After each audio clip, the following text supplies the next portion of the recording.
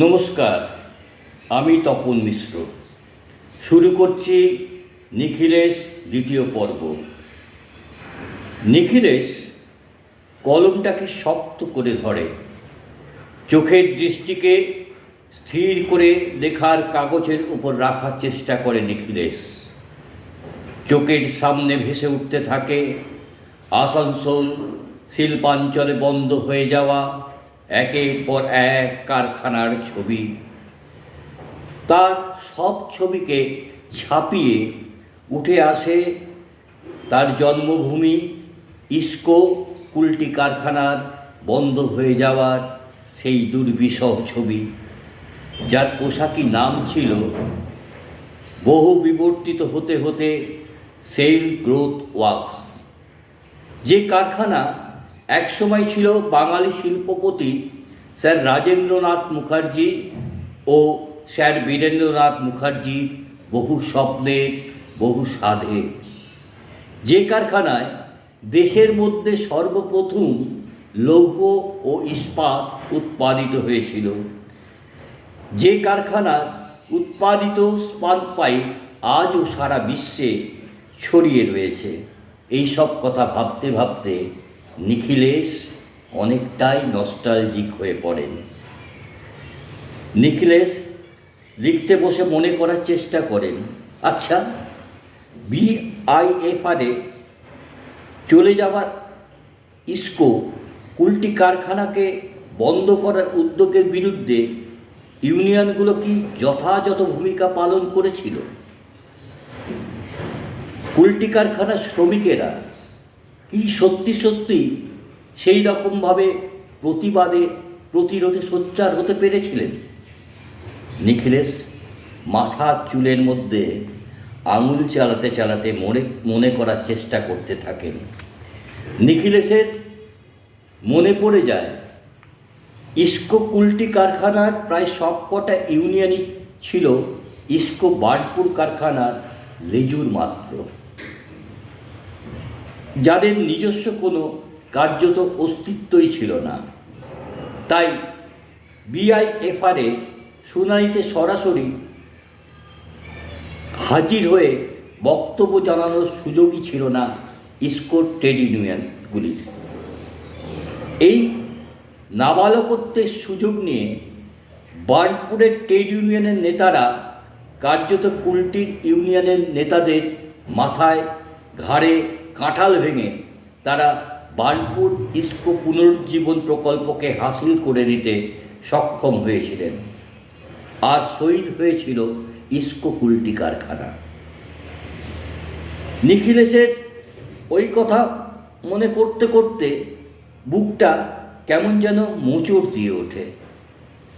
এ ছিল ইস্কো বার্নপুর কারখানার trade union নেতাদের কুলটি কারখানার প্রতি বিশ্বাসঘাতকতার নির্মম পরিহাস।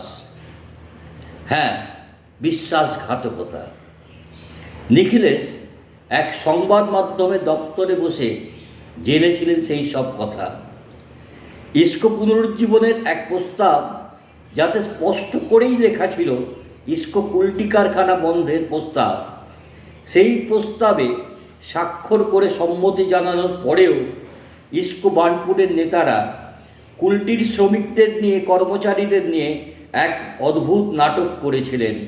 আন্দোলনরত শ্রমিকদেরকে আন্দোলনের নামে এক নাটক উপহার দিয়েছিলেন। বরাচক রেল স্টেশনে রেল অবরোধের কর্মসূচি গ্রহণ করেছিলেন তারা।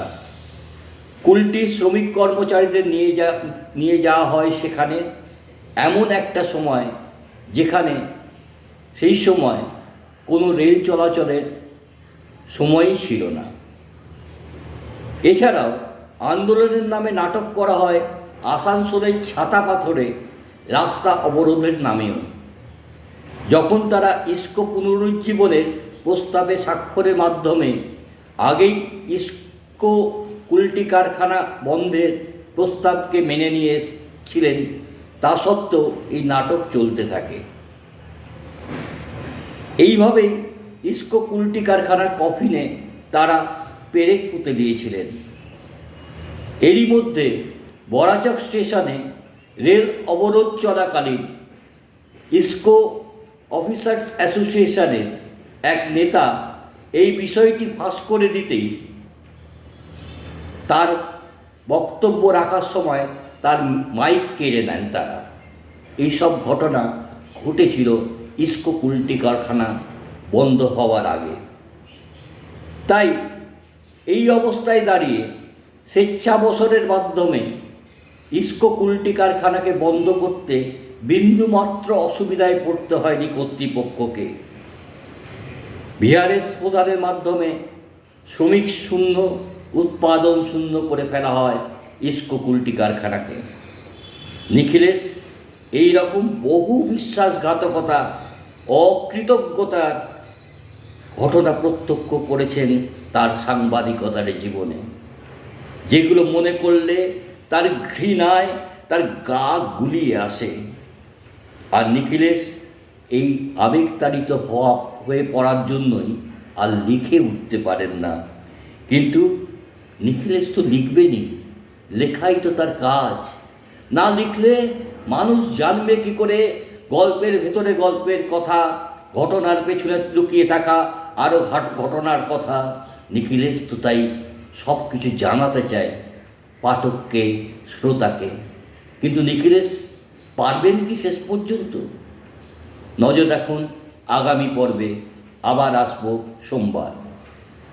সেই সঙ্গে একটি কথা, প্রথম পর্বে আপনারা অনেকেই লাইক কমেন্ট করেছেন, তাদের প্রত্যেককে আমার তরফ থেকে ধন্যবাদ। সেই সঙ্গে একটি আবদার, লাইক কমেন্টের পাশাপাশি এই চ্যানেলটিকে সাবস্ক্রাইব করুন। সাবস্ক্রাইব করতে কোনো অর্থ লাগে না, লাগে মন আর ভালোবাসা।